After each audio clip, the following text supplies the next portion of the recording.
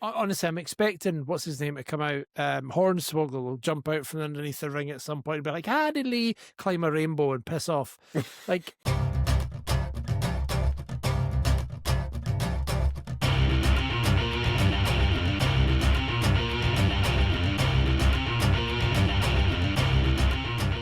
Hello, everyone, and welcome to another episode of the Four Jobbers Podcast. I'm, of course, Ginger Heat. I'm the orange one, and we are 3 jobbers this week because Jason is playing basketball. Yes, they let him play on the team, even though he's not very good, not very mobile, not very athletic, but he's a nice person, right? So I think, anyway, we'll get Jason next week, but this week we have some cool stuff coming on this episode. We're going to have some news with the Waxy, the Venomous, the son of the dentist. We're going to have our predictions for the Clash à Paris with Jordan, the body from Kirkcaldy, Jordan Deves. And then we're going to have Brad's haunted game or games.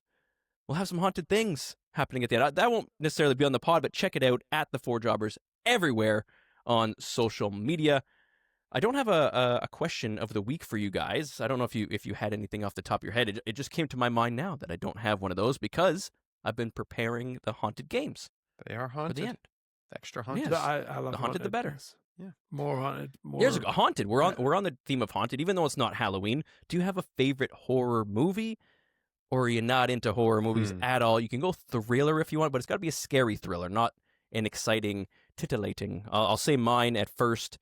Growing up, wasn't a big scary movie guy, but then you start to get into it a little bit more. You start seeing them, and Silence of the Lambs quickly became my favorite. So I'll go with Silence of the Lambs. I'll go. I see the whole jump scare thing. Yeah, I'm not great with it. I can watch it, and I like horror films. I really do, but I'm not great with jump scare. It catches me off guard, and it annoys me, and I get angry. It's the same with like when a fly goes past my head. I'm like, I'm gonna chase that fly down. I'm gonna kill it because it's annoying me. Anyway, I do love gore. I love gore. So some of my favorite films. I was thinking the finisher. I was like, the gore? Yeah, I do love the gore. Don't love Al Gore. All right. So what did he ever do to you? I don't know. Fair.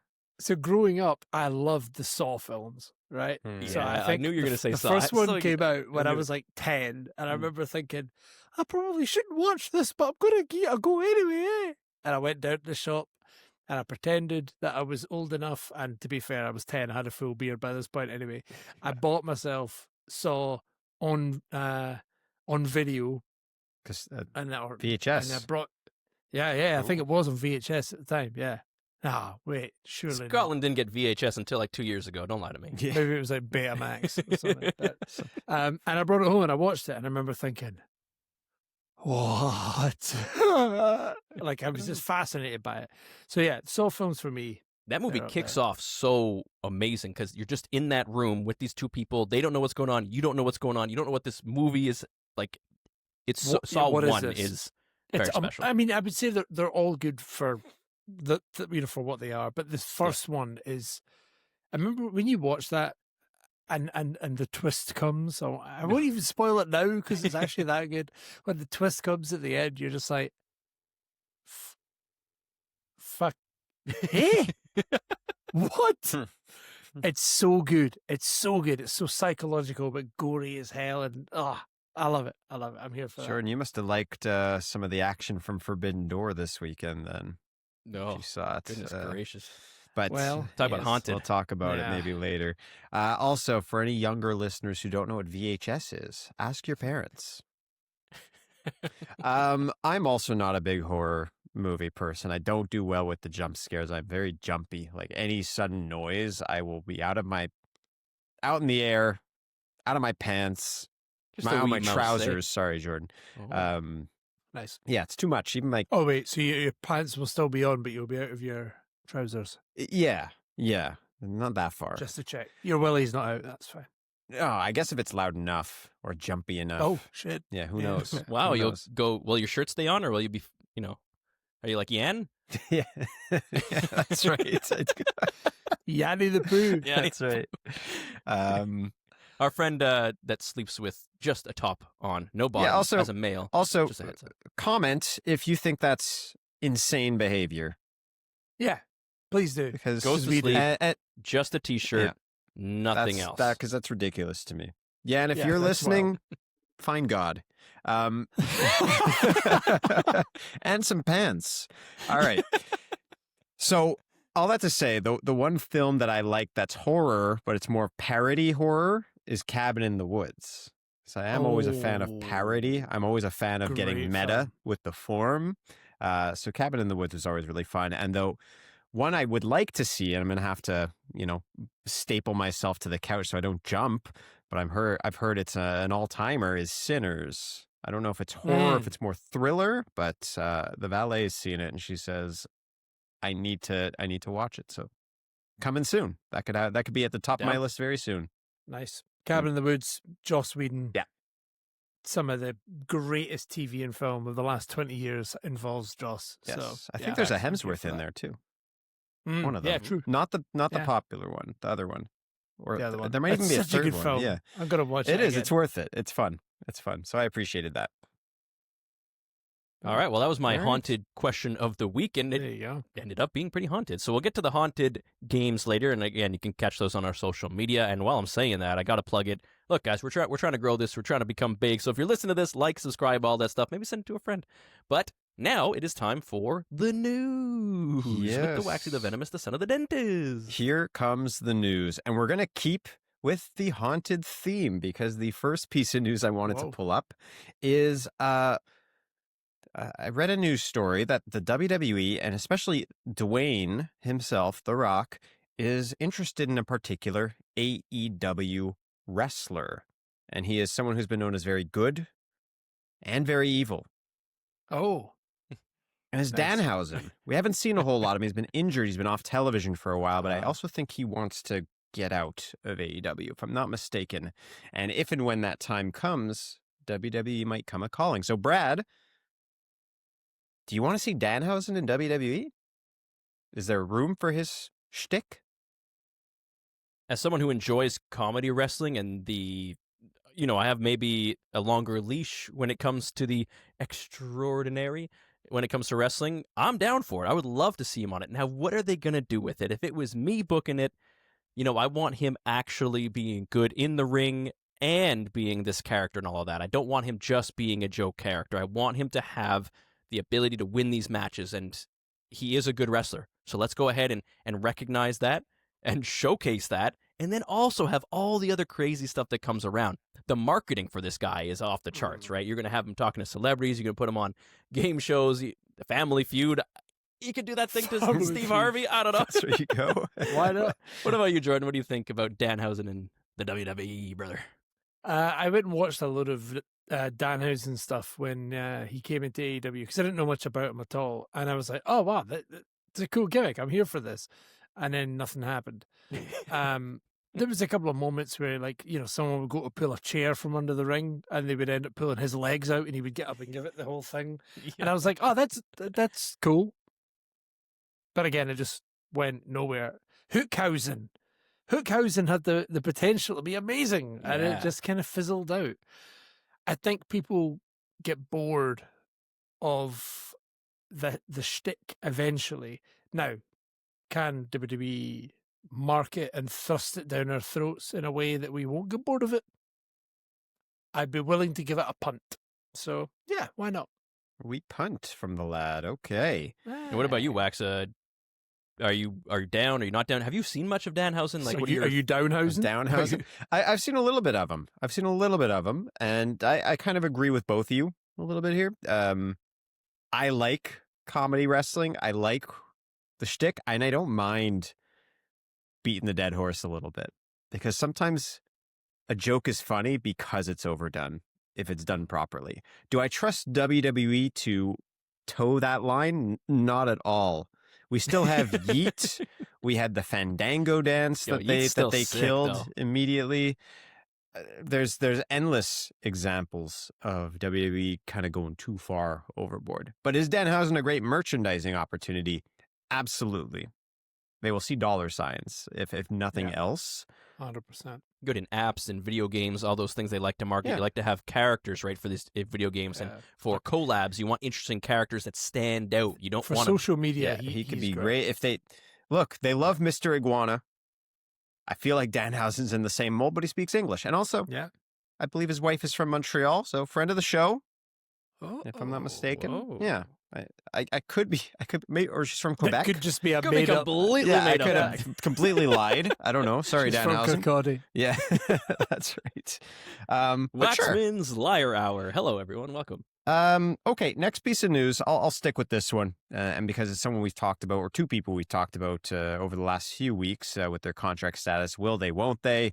And it seems like right now it's a won't they, because on a GCW show, Karrion Kross, or Killer Kross, I guess he might be now, and Scarlett did show up, and what is it he said? It's not a fucking work or something like that. Which now makes me believe it might be still, because we've seen WWE do this a little bit more, where their talent is appearing on other shows. Natty's doing it a whole bunch, and she's doing great. Unbelievable. Shayna was doing it before she was released. On Natty, just for a second, could it be the best work of her career? It's up there. It's definitely Yeah. up there. That's amazing. And that's why they have to keep Go, doing Natty, it. baby, Let her cook in there, and then bring her back. Pete Yeah. Dunne just Only showed up bring her also back at it's like the demon. Yeah. It's got to come back for a big occasion. I want it for a title fight. That's it. The AAA shows also. Pete Dunne just showed up Mhm. at a British house show too. Nice. Yeah, as a Was bruiserweight. it Rev? No, was it Rev Pro? It was. Something like It that, wasn't Rev but Pro, but it was something on that same scale. So Nah, I would pay money to see him wrestle live any day. I think it could still be a work, but I also think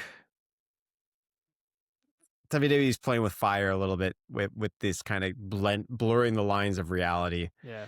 I don't know. I wish them the best either way. I hope they capitalize on the popularity that they have. And I don't know if I want to see them back in WWE. I've kind of come around. I think maybe they are best utilized in the indies. If you were to bring him back, it would have to be Sami Zayn's world title match. Sami Zayn's about to win the title. Oh. Fucking Kross comes out and and screws Sami That would out of be the unreal. fucking heavyweight. We think it's fun, and it's going to be WrestleMania in Montreal in the Big O. Riots. You're inviting a Oh, riot. I will. You will kill. I would kill someone. Yeah. I I cannot. can imagine I will the be sleeves buying a around in separate ticket. Bohemia. Brutopia will be Brutopia. burnt to the Bohemia. ground. Everything. The city is coming Yeah. down. We already broke a chair there. Yeah, true. And that was I when put we it were in a back good mood. together, Yeah. And a couple hearts as well. I fixed it. I had a couple of hearts. Good God. All right. So yeah, enough about Kross for now. I want to talk about a couple of wrestlers that have been praised and also not praised on the Four Jobbers podcast. And that's Matt and Nick Jackson, the Young Bucks. They seem to be going through this new storyline where they are getting disrespected or embarrassed at every turn.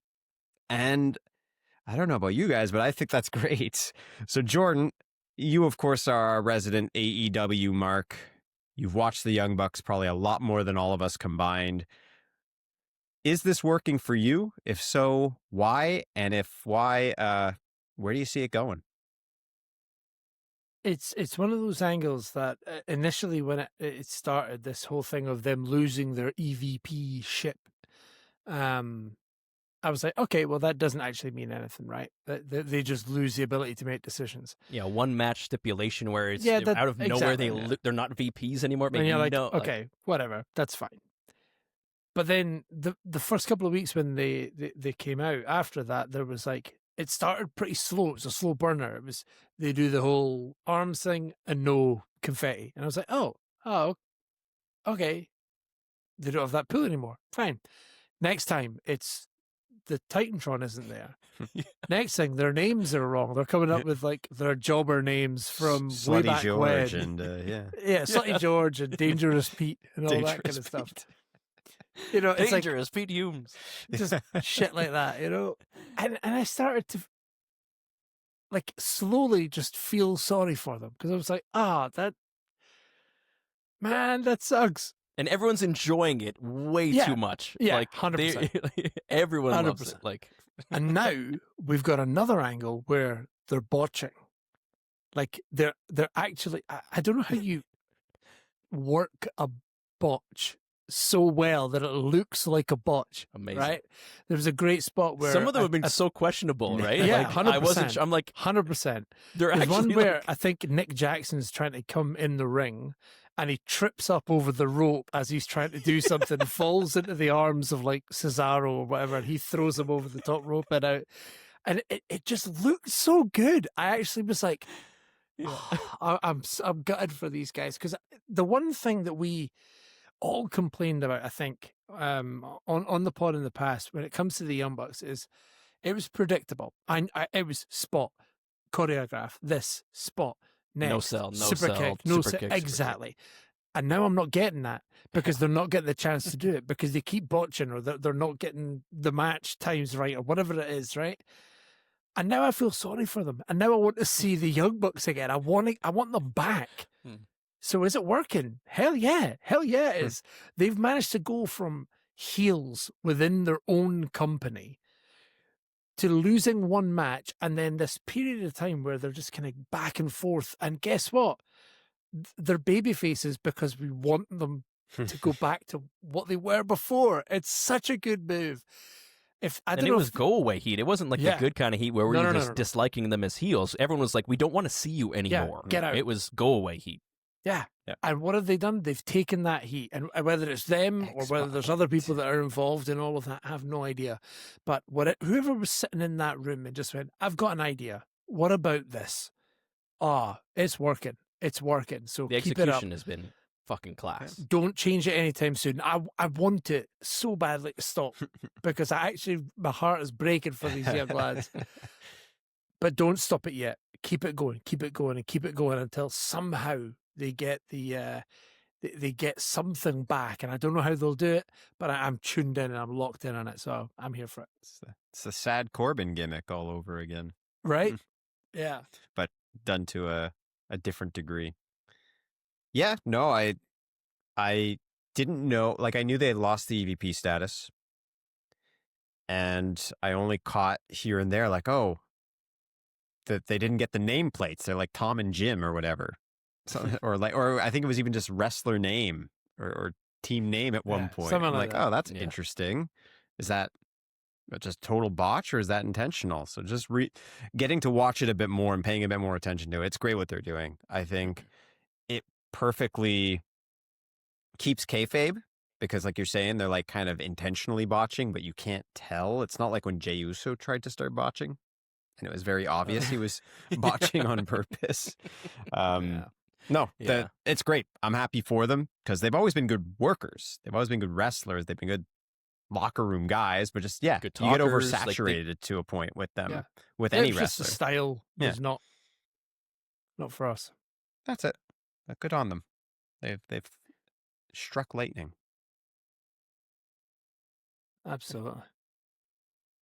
Okay. I mean, what we can do, just because I'm trying to pay attention to the time here, I think we should move on to predictions now. And if we have a little bit of time on the tail end of that, I will put in a little bonus piece of news. Oh, well, actually, I will throw in one more thing.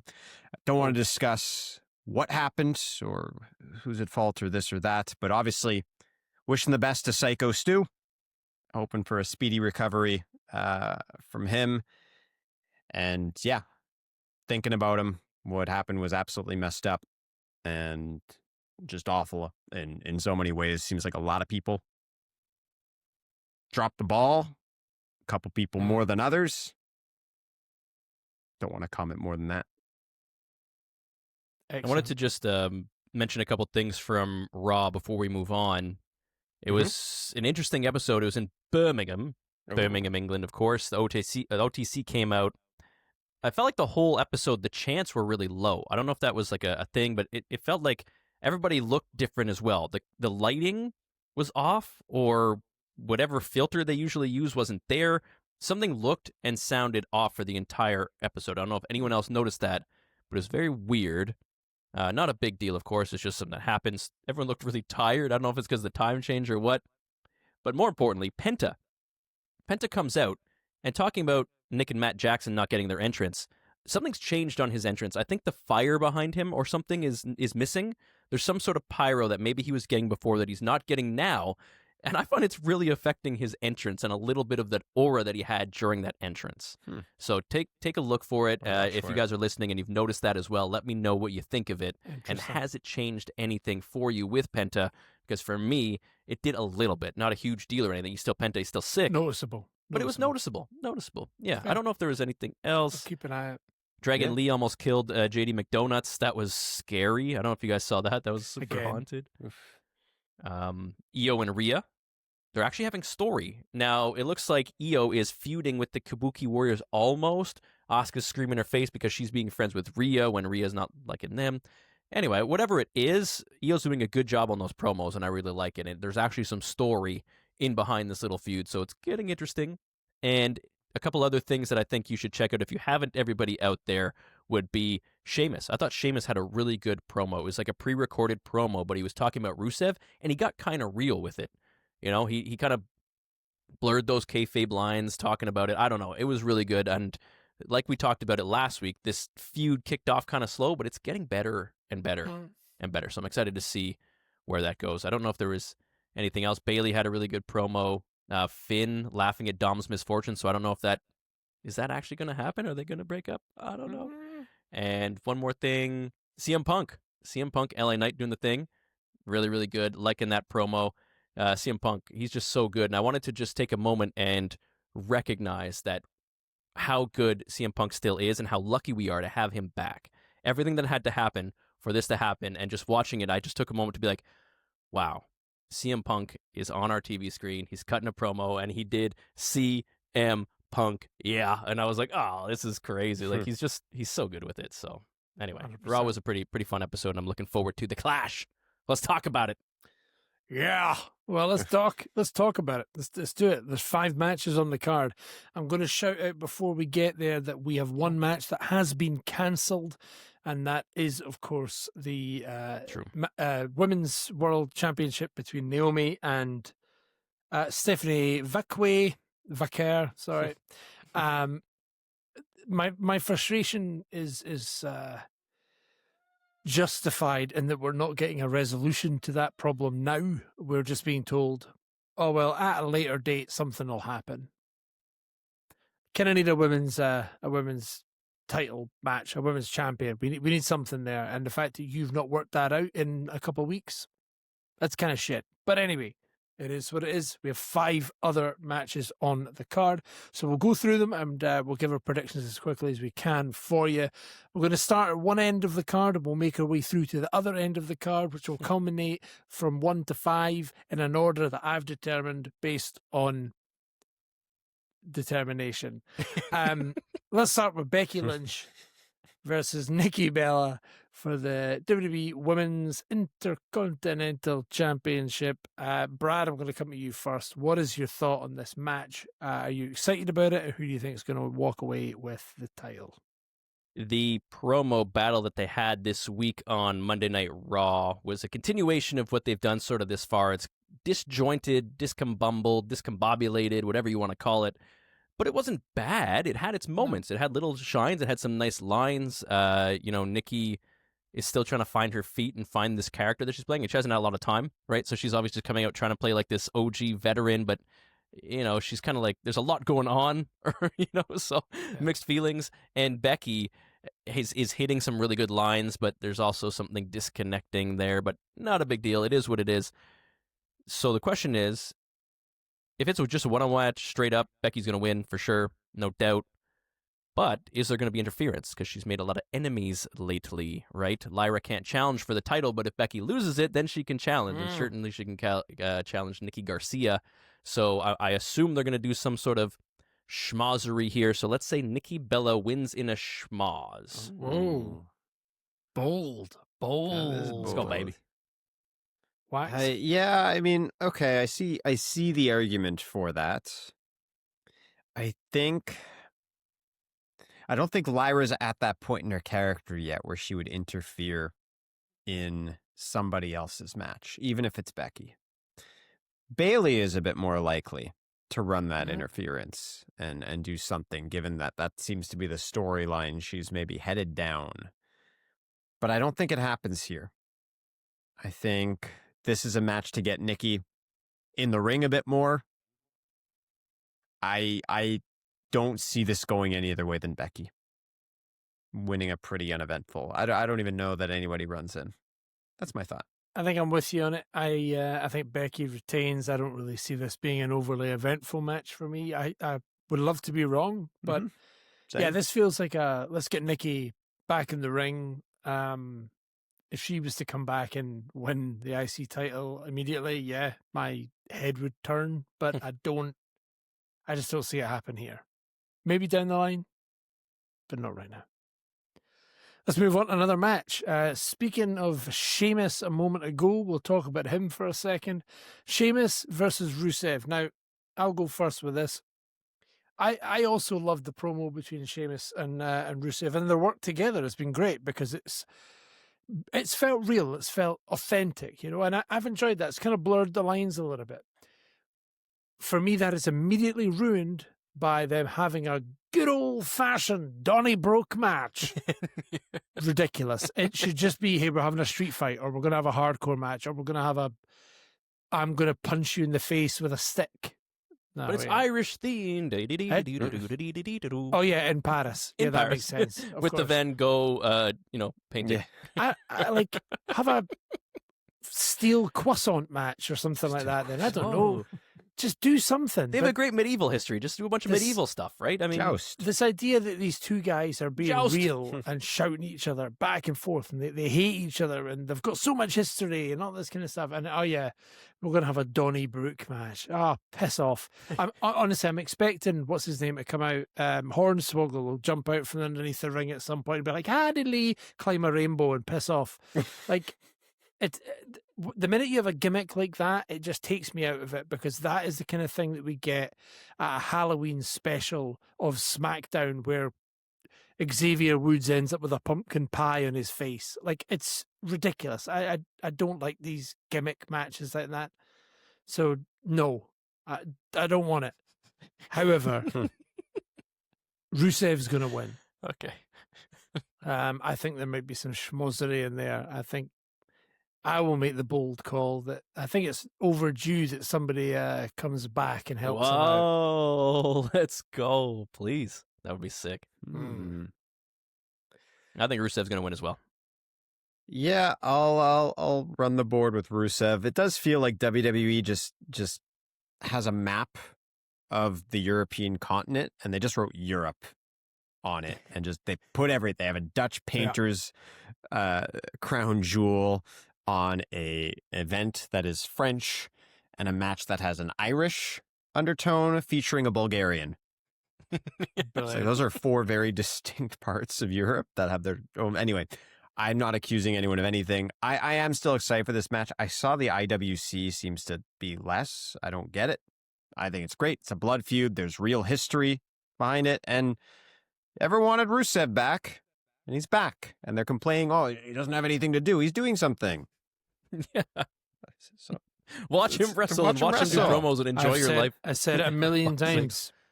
You didn't cheer for him while he was there. Can't complain when he's gone. So he's here again. Yeah. Cheer for him. Or don't.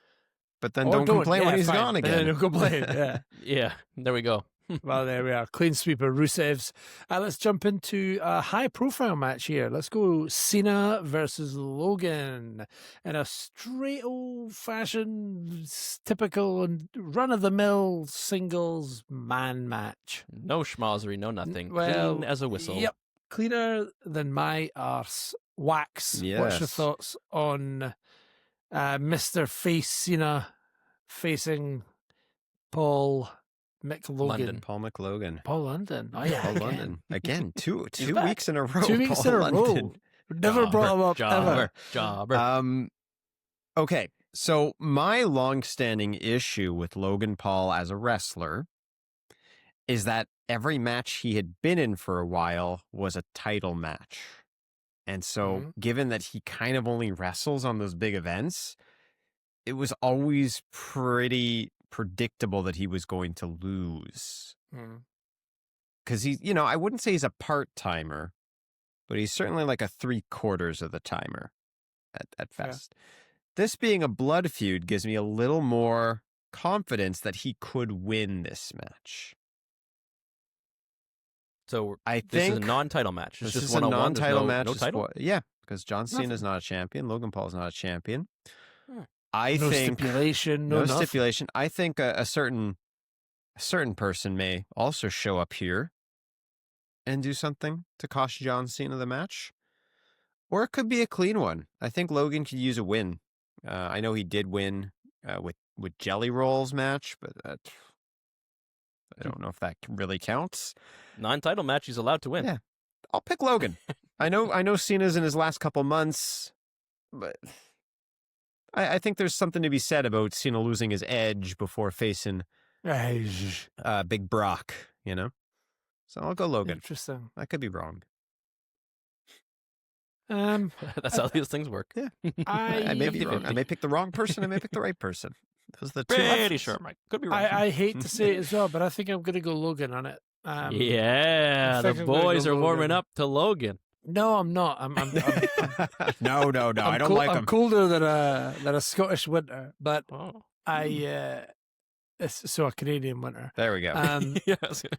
but no, I just feel Cena has won this entire year being a heel, and then suddenly he starts to become face, and he kind of needs to lose again, because now he's at that point where he's chasing again, but he's not chasing a title; he's just chasing respect. So I think he needs to lose a couple of matches here, so that by the time he does win against Brett Lesnar or whatever, think then so. yeah, something like that. Then we'll all be excited, like, yay, woohoo! So I'm going Pogan Lol. Yeah, he's got to put the boy over before he goes, right? So Logan Paul. There you go, 3 across the board for that one. Let's jump into another match with men, and as Booker T would say, what does he say again? He says a lot of things. No bread, no water, just me. Good job. Thanks. Booker T reminds me of Raj a lot. I'm so sorry, Booker T, if you ever listen to this episode. Roman Reigns versus Bronson Reed. Roman, who's just found out that Bronson is from family are from Samoa. That's so funny. That was a very good segment on Raw. What do you think is going to happen here? Back to you, Brad. What do you think about this? I'm going to go ahead and say Big Bronson Reed is going to win this in a schmoz. No matter what, this is going to be a schmoz fest, right? Do we care who wins this match? No, we just want to see Roman. We want to see Bronson. We want to see all the kerfuffle that comes around this. We want to see Seth. We want to see Jay. We want to see Jimmy. We want to see Sammy. I want to see it all. Give me it all. It's going to be a dirty match, and who cares who wins? But I'm going to pick Bronson because, I don't know.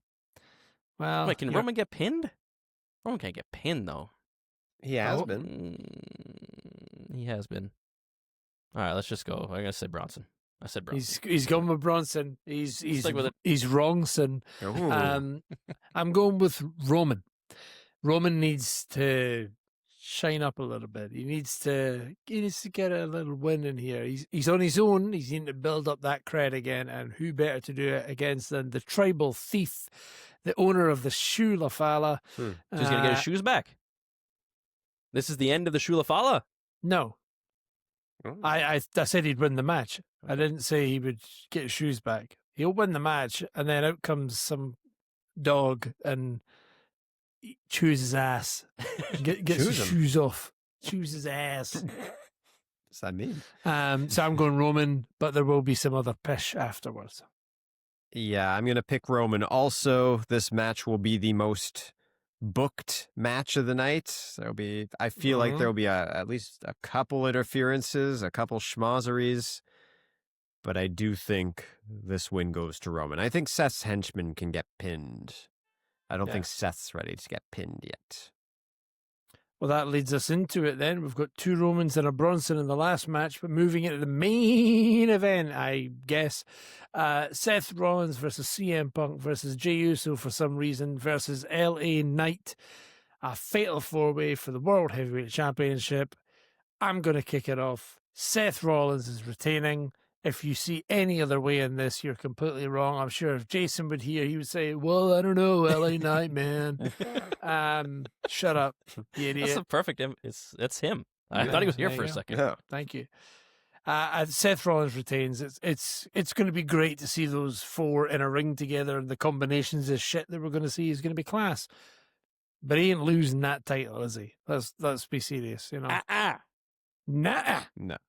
Seth. I'll go Seth. Also, it'll be a fun match. Frackin' Franklin. He's not losing it in a fatal 4-way.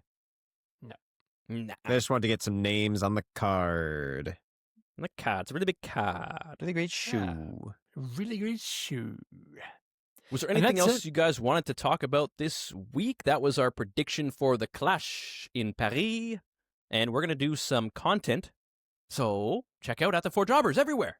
Anything else from you two? No? No. No? All right. We'll see you guys next friggin' week. Bye.